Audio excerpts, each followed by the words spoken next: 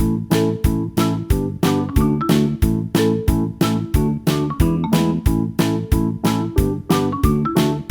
बच्चों, कैसे हैं आप सभी। मैं आशा करती हूँ आप सभी लोग स्वस्थ और प्रसन्न होंगे। आज हम हमारा पाठ निबंध लेखन को पढ़ेंगे और समझेंगे। आइए से शुरू करते हैं। यह है पाठ 24 निबंध लेखन। निबंध का अर्थ होता है सही तरीके से बंधा हुआ। किसी विषय पर अपने मन के भावों को क्रमबद्ध रूप से लिखना निबंध लेखन कहलाता है। निबंध में हमें ये बात ध्यान में रखनी चाहिए कि हम जो भी निबंध लिख रहे हैं उस विषय से संबंधित ही उस निबंध में बात लिखें। ऐसा ना हो कि हम उस विषय विशेष से भटक जाएं। आइए पढ़ते हैं। निबंध का शाब्दिक अर्थ होता है भली प्रकार से बंधा हुआ होना। निबंध में भाव या विचार एक दूसरे से बंधे हुए होते हैं।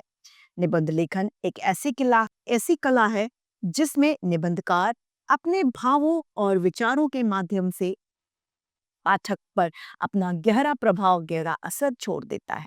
यहाँ पर हमें कुछ निबंध दिए गए हैं, जिसमें पहला निबंध है मेरी रेल यात्रा। आइए इसे शुरू करते हैं। हमारा विद्यालय 20 मई को बंद हो गया था। ग्रीष्मकाल यानी गर्मियों का आनंद लेने के लिए हमारे मन में बहुत योजनाएं व कार्यक्रम बन रहे थे। जब मेरे छोटे भाई अमित ने आगरा का ताजमहल देखने का प्रस्ताव रखा तो सभी ने उसका समर्थन कर दिया। उसी के अनुसार 1 जून को हम सपरिवार टैक्सी द्वारा नई दिल्ली स्टेशन पहुंच गए। स्टेशन पर बने टिकट घर से टिकट लेकर जब हम प्लेटफॉर्म पर पहुंचे तो वहां पर लगी भयंकर भीड़ और कोलाहल यानी शोर से भौचक्के के रह गए, आश्चर्यचकित रह गए। प्लेटफॉर्म पर बड़ी चहल पहल थी। हजारों यात्रियों के आने जाने का तांता लगा हुआ था। फल, मिठाई और चाय बेचने वाले जोर जोर से आवाजें लगा रहे थे। माता पिता के साथ एक जगह खड़े होकर हम भी रेल पर आने की प्रतीक्षा कर रहे थे। कुछ समय के बाद गाड़ी आती हुई दिखाई दी। सब अपना सामान उठाकर गाड़ी में जगह पाने के लिए अधीर हो गए, यानी सबको जगह लेनी थी, इसीलिए सब बेचैन हो गए थे। डिब्बे में स्थान यानी सीट पाने के लिए आपस में कहासुनी यानी बहस भी होने लग गई। लगता था कि कुछ लोग अभी आपस में लड़ ही पड़ेंगे। जब तक गाड़ी स्टेशन पर खड़ी रही सब परेशान से लग रहे थे। आखिर गाड़ी चलने का समय हो गया। इंजन ने सीटी बजाई और गाड़ी चल पड़ी। धीरे धीरे सब यात्री आपस में वार्तालाप यानी बातचीत करने लग गए। ऐसा लगने लगा कि सब एक दूसरे से पहले से परिचित हो। मेरे भाई, पिताजी और अंतराक्षरी का कार्यक्रम मैंने शुरू कर दिया। दूसरे बच्चे भी हमसे आ मिले। अंतराक्षरी का कार्यक्रम इतना रोचक और प्रभावी था कि सभी यात्री मंत्रमुग्ध होकर सुनने लग गए। पता ही नहीं लगा कि कब समय बीत गया। वाह वाह और शाबाश की ध्वनियों से हमारा उत्साह, हौसला बढ़ता ही चला गया। एकदम से पिताजी ने कहा, हमें सावधान किया कि आगरा आने वाला है। हमने जल्दी से अपना सामान संभाला। गाड़ी की गति मंद यानी धीरे थी। विश्व प्रसिद्ध ताजमहल को देखने की हमारी जिज्ञासा बढ़ रही थी। गाड़ी के रुकते ही हम प्लेटफॉर्म पर उतरकर स्टेशन से बाहर आ गए। जब हम आगरा शहर के अंदर गए तो यहाँ के बाजारों की छटा देखने योग्य थी। देश विदेश से अनेक पर्यटक ताजमहल को देखने आए हुए थे। शीघ्रता से ताजमहल पहुंच गए थे। टैक्सी वाले ने सभी पर्यटकों को घेर रखा था। धीरे धीरे सभी लोग किराया तय करके टैक्सियों में बैठकर ताजमहल की ओर जाने लगे। हमने भी एक टैक्सी ली और ताजमहल की ओर चल दिए। इस रेल यात्रा में जो आनंद आया उसको मैं कभी नहीं भुला पाऊंगा। तो इसी के साथ ये हमारा निबंध खत्म होता है और दूसरा निबंध है हमारा समय का सदुपयोग। हमें हमेशा समय का सदुपयोग करना चाहिए। जो समय का सदुपयोग करता है समय उसको अच्छे फल देता है। आइए इसे शुरू करते हैं। मैं एक प्रदर्शनी देखने दिल्ली गया था। उसमें एक अजीब सा चित्र लगा था। चित्र एक स्वस्थ युवक का था जिसका मुंह उसके सिर के आगे के बालों को पूरी तरह से ढका था। जिसके सिर के पीछे के बाल नहीं थे, उसके पैरों में पंख लगे थे। एक व्यक्ति ने प्रदर्शनी लगाने वाले कलाकार से पूछा कि ये कैसा चित्र है? मुंह क्यों ढक दिया? इसके पैरों में पंख क्यों लगा दिए हैं? कलाकार ने हंस के मुस्कुरा कर कहा, यह चित्र अवसर का है, यानी मौके का है। जब यह आता है तो मुंह ढका होने के कारण पहचान नहीं पाता।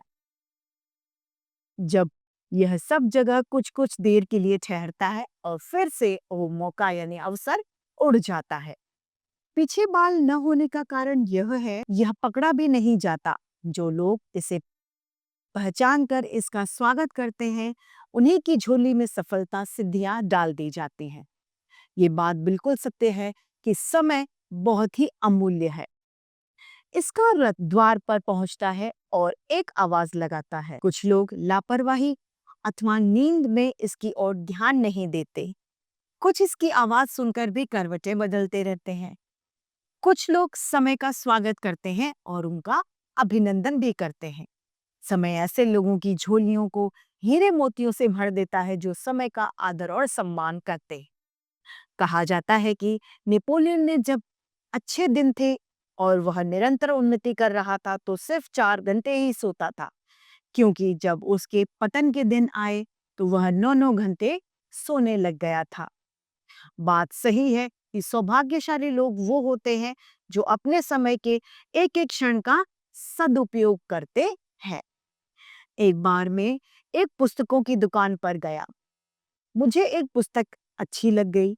मैंने काउंटर पर खड़े व्यक्ति से पूछा, इस पुस्तक की कीमत क्या है? उसने कहा 100 रुपए। मैंने कहा पैसे कुछ ज्यादा है, कुछ कम करो। उस बेचने वाले ने कहा, पुस्तक की कीमत 120 रुपए होगी। हमारा समय बहुत कीमती है, कृपया उसे खराब ना करें। मैंने 120 रुपए दिए, पुस्तक ली और वहां से चल दिया। आज सोचता हूँ कि क्या मैं 120 रुपए में सिर्फ पुस्तक ही लेकर लौटा?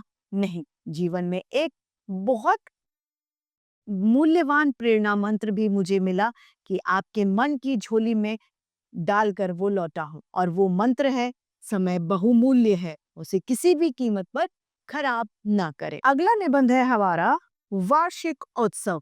जो साल में एक बार होता है वो वार्षिक कहलाता है। वार्षिक उत्सव को पढ़ना शुरू करते हैं। किसी भी विद्यालय के उत्सवों में वार्षिक उत्सव का सबसे महत्वपूर्ण स्थान होता है। उस उत्सव का प्रत्येक विद्यालय में प्रतिवर्ष बड़े धूमधाम के साथ ये उत्सव मनाया जाता है। इसका आयोजन प्राय वार्षिक परीक्षा से पहले होता है। इस उत्सव के माध्यम से जहां विद्यालय की वार्षिक प्रगति का ज्ञान सबको होता है, वहीं विद्यालयों और विद्यार्थियों और अध्यापक अध्यापिकाओं में भी कुछ नया करने के लिए उत्साह और चेतना का नया संचार होता है। हमारे विद्यालय में भी प्रत्येक वर्ष यह बड़ी धूमधाम से मनाया जाता है।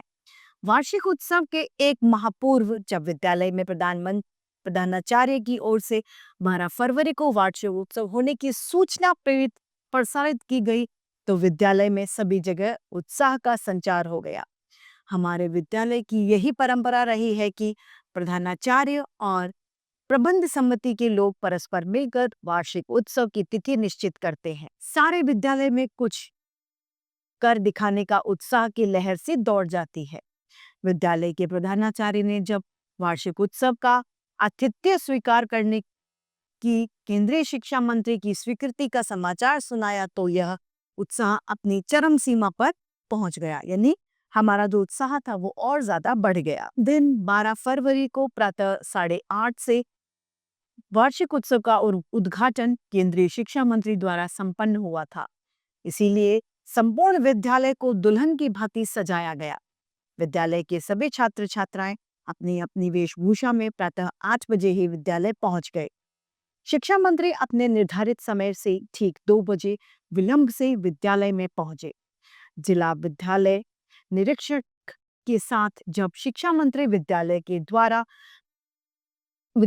द्वार पर पहुंचे तो प्रधानमंत्री, प्रधानाचार्य और प्रबंधक महोदय ने फूल माला पहनाकर उनका स्वागत किया। उसके पश्चात शिक्षा मंत्री ने शांति के प्रतीक सफेद कबूतरों के जोड़े और रंग बिरंगे गुब्बारे आकाश में छोड़े।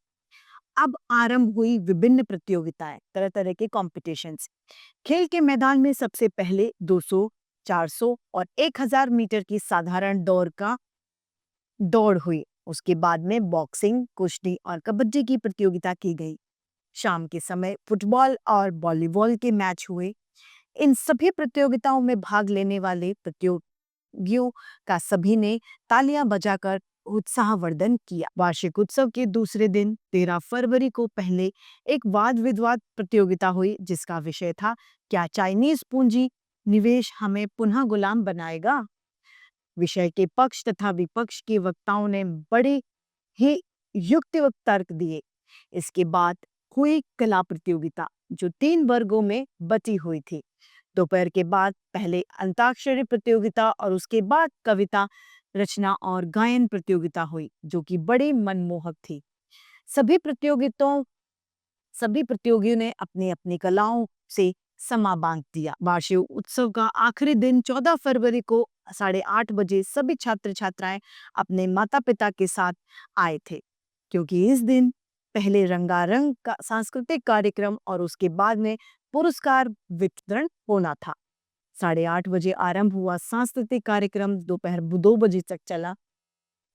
नाटक, एकांकी, प्रसन्न नृत्य नाटिका आदि सभी कार्यक्रमों में पात्र अपने अपने अभिनय से दर्शकों को भाव विभोर कर रहे थे।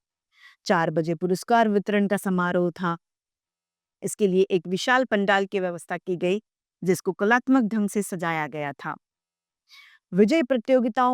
विजयी प्रतियोगियों का नाम पुकारती और प्रतियोगी आकर मंत्री जी से पुरस्कार ग्रहण करता और उन्हें अभिवादन करके चला जाता था।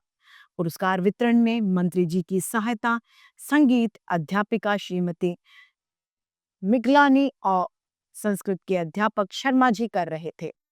पुरस्कार वितरण के बाद हिंदी के अध्यापक श्री गुप्ता जी ने विद्यालय की रिपोर्ट प्रस्तुत की। इसके बाद उत्सव में पधारे सभी गणमान्य लोगों ने छात्रों को अपना आशीर्वाद दिया और आखिर में अंत में मंत्री जी अपना समापन भाषण शुरू किया। अपने भाषण में प्रबंधकों और अध्यापकों की प्रशंसा की। आखिर में प्रधानाचार्य जी ने केंद्रीय शिक्षा मंत्री और आमंत्रित अतिथियों, अभिभावकों, अध्यापकों और छात्रों का अभिवादन धन्यवाद ज्ञापित किया। लाल, सफेद और हरे रंग की पोशाक धारण किए हुए छात्राएं राष्ट्रीय ध्वज की रचना करती हुई विद्यालय से बाहर निकल गए। अगला निबंध है मेरी अभिलाषा। प्रत्येक व्यक्ति चाहता है कि वह अपने जीवन में कुछ ना कुछ ऐसा कार्य करे या ऐसा बने जिससे उसका सभी सम्मान करे, उसके माता पिता का नाम रोशन हो। मैंने भी जब अपने जीवन के लक्ष्य के बारे में सोचा तो अनेक प्रकार के विकल्प मेरे मन में आए। इन सब में सोचकर मैंने अध्यापक बनने का ही निश्चय किया। मैं इस बात को अच्छी तरह से जानता हूं कि अध्यापक के कार्य में धन की ज्यादा प्राप्ति नहीं होती और नहीं जीवन भी हमेशा कष्टमय रहता है, लेकिन मुझे लगा कि अध्यापक ही राष्ट्र का सच्चा निर्माता होता है। अध्यापक का व्यवसाय पवित्र व्यवसाय है। इसमें राजनीति की भांति छल कपट, व्यापारियों की भांति धन लोभ का लालच नहीं है। यदि मैं अपने उद्देश्य में सफल हो गया तो मैं अपने जीवन को धन्य समझूंगा। यदि मैं अध्यापक बनने में सफल हुआ तो गुरु शिष्य के पवित्र बंधनों को पुनः व्यवहार में लाने का प्रयास करूंगा। मेरे विचार में गुरु के बिना ईश्वर के दर्शन भी नहीं हो सकते। गुरु ही अज्ञान से ज्ञान की ओर तथा अंधकार से प्रकाश की ओर ले जाता है। अध्यापक ही छात्र छात्राओं में उत्तम चरित्र का निर्माण कर सकते हैं। वे ही उनमें कर्तव्य की भावना भरते हैं। केवल अध्यापक ही भाईचारे और प्रेम के बीज छात्रों में अंकुरित कर सकते हैं। इन्हीं कारणों से मैंने जीवन में एक अध्यापक बनने का सपना देखा है। मेरी भगवान से प्रार्थना है कि मैं अपने लक्ष्य में सफलता प्राप्त कर सकूं। हे प्रभु, मुझे इतना साहस दे कि मैं धन के लोभ को त्याग कर सेवा भाव से अध्यापक के रूप में राष्ट्र के लिए अपना जीवन समर्पित कर सक। अगला निबंध है हमारा वर्षा ऋतु। विश्व में भारतवर्ष में ही भारतवर्ष ही पूरे विश्व में ऐसा देश है जिसमें 6 ऋतुएं क्रम से आती हैं। मोटे तौर पर मुख्य ऋतुओं में समाहार इन्हीं 3 ऋतुओं में हो जाता है। यद्यपि मैंने ऋतुओं का अपना अपना महत्व है, तीनों ऋतुएं अपनी अलग अलग 6 ऋतुएं महत्व देती है, लेकिन तीनों में वर्षा ऋतु का अपना एक अलग ही महत्व होता है। मई जून और ज्येष्ठ मास की भयंकर गर्मी के बाद जब सारी धरती तपने लगती है, तालाब पोखरों आदि का पानी सूख जाता है, पेड़ पौधे सूखने लगते हैं, किसान की आंखें निरंतर आसमान की ओर ताकते हैं, उसके हाथ जब भगवान की प्रार्थना में वर्षा के लिए उठते हैं, तब कहीं आषाढ़ के महीने में भयंकर गर्मी के बाद आसमान में काले बादल उमड़ते हैं और प्रत्येक व्यक्ति का मन मयूर नृत्य यानी मोर के जैसे नाचने लगता है। यह दृश्य इतना मनमोहक लगता है कि प्रत्येक व्यक्ति चाहता है कि वह अपने प्रियजनों के साथ मिल बैठकर प्रकृति के इस रूप सौंदर्य का आनंद ले सके। वर्षा ऋतु के इस आह्लादकारी आवागमन का जाने कितने ही कवियों ने बड़ा ही सुंदर वर्णन किया है। वर्षा ऋतु के आगमन से जहां धरती की समस्त प्राणियों को गर्मी से राहत मिलती है, वहीं मृत प्राय मरे के समान जो पेड़ पौधे हो जाते हैं तथा अन्य वनस्पतियों को भी नवजीवन मिलता है। वर्षा का जल मिलते ही संपूर्ण तालाब और पोखर आदि जल से भर जाते हैं। झिंगुर, मेंढक, पपीहा आदि जीव जंतु जल पाकर खुशी से गाना गाने लगे। काले काले जामुनों से लदे जामुन के वृक्ष बहुत ही सुंदर लगते हैं। किसान अपनी लहलहाती हुई फसलों को देखकर भविष्य के सुनहरे सपनों के जाल बुनने लगता है। कहने का मतलब यह है कि वर्षा ऋतु में सर्वत्र आनंद ही आनंद, मजा ही मजा व्याप्त हो जाता है। वर्षा ऋतु का सौंदर्य बड़ा ही मनमोहक और आनंदमयी होता है। यह बात अपने आप में सत्य है, लेकिन कुछ क्षेत्रों में कुछ ज्यादा लोगों के लिए वर्षा का आना बड़ा ही विपलकारी होता है। वर्षा के जल से नदी के जल भर जाते हैं। जिन नदियों पर बांध बने होते हैं, उनके किनारे रहने वाले लोगों को तो कोई कष्ट नहीं उठाना पड़ता, लेकिन जिन नदियों पर बांध नहीं बंधे होते, उनमें नदियों में बड़ी भयंकर बाढ़ें आने लगती हैं। ये बाढ़ें बस्ती की बस्ती को अपने प्रभाव में बहा ले जाती हैं, नष्ट कर देती हैं।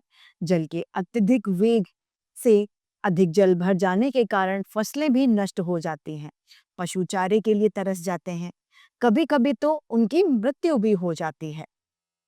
बाढ़ग्रस्त ग्रामीण क्षेत्रों की दशा बहुत ही शोचनीय हो जाती है। वहां जलाने योग्य लकड़ी का भी अभाव हो जाता है।